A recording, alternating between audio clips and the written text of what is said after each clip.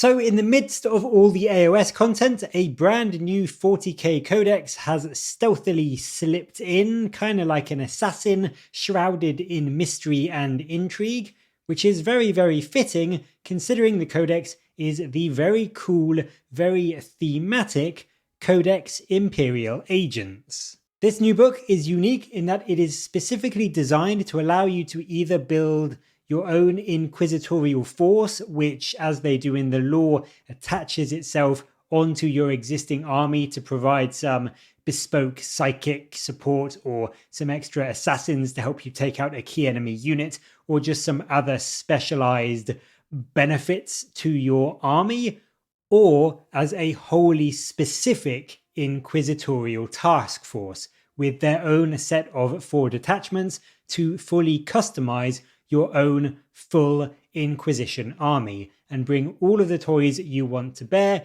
with each detachment having a focus on the 3 major inquisitorial forces, the Malleus, Xenos and the Hereticus, and then the final detachment having more of an Imperial Navy focus. Now, the overall army rule for this new faction is called Assigned Agents, and this allows you to pick one of those detachments if you are going for a wholly inquisitorial army, or if your army isn't Agents of the Imperium, but every model in your army has the Imperium keyword, then you can add a certain amount of units to your force as an attached unit. So as you can see, in a strike force sized game, you can add 2 retinue, 2 character, and 1 requisitioned unit. The article does go into this a little bit with things like the Death Watch, Watch Captain Artemis, and other unique HQs like Inquisitors, as well as Assassins as the character units, whilst the retinue units are things that include your Navy breaches and things like your exaction squads, and they have now been expanded slightly to also include your Death Watch kill teams.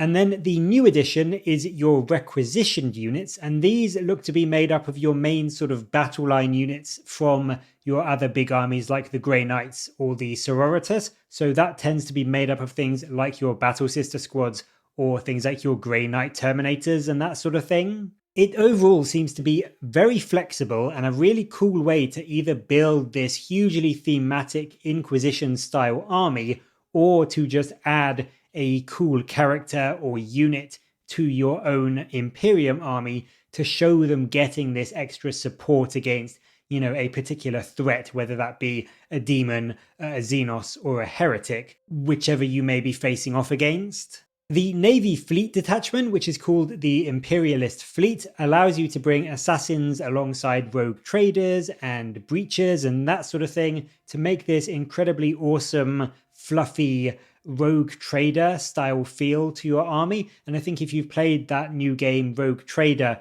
which is available for PC at the moment at all, it's kind of like Baldur's Gate. It's not quite as good as Baldur's Gate, but it's still rather good. And if you have played that and like the idea of playing this rogue trader style character that has his own entourage and allies that he brings along when he needs them, I think that could play into this detachment really quite well. And if you are a fan of that kind of lore, I think you will really get a lot out of this army and this detachment.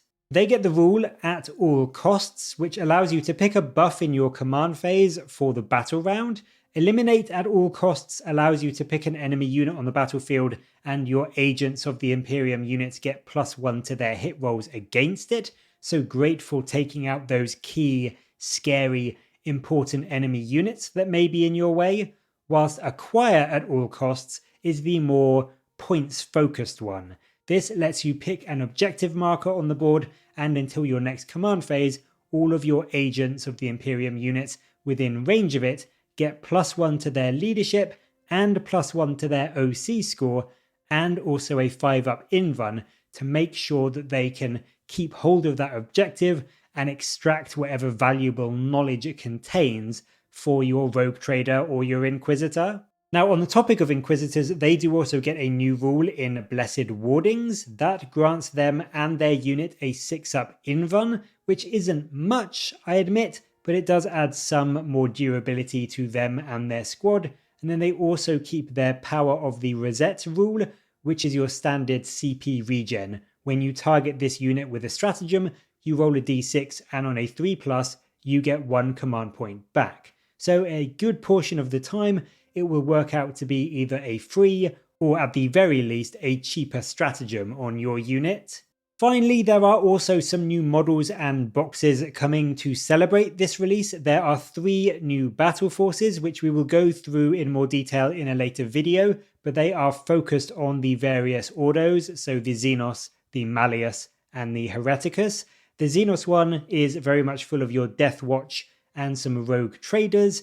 The Hereticus box is your battle sisters, supported by some Arbites and also Inquisitor Greyfax, whilst the Malleus box is your Grey Knight. It also comes with a Culexis Assassin and a Chimera, and it is also your first place where you can get the brand new, updated Inquisitor Coteaz.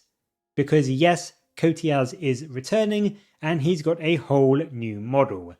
Now the reason I saved this for last is because, honestly, despite all the cool rules and the thematic armies you can do with this and these great boxes, which do look really good, I have to admit, that are coming alongside with it, the one thing that kills this whole release for me is Coteaz, because his model is abysmal. It's so bad. It's such a downgrade on the old one. It lacks all of the intricacy and detail that the old one had. It lacks all of the storytelling the old one had. It lacks the grim darkness his old model had.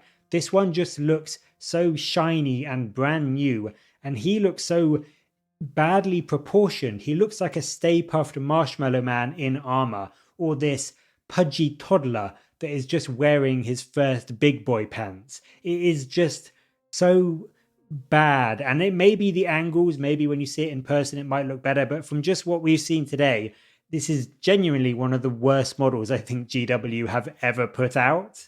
I do like that he still has his 2-headed bird. That does look cool, but I kind of miss that he doesn't have it on his arm anymore, because again, that added some storytelling and character to him. And I just think in general, the model is really rubbish. I would say if you want to include him in your army and you don't have him yet, I would 100% be going to grab the current model before it goes out of print, because it is just infinitely better.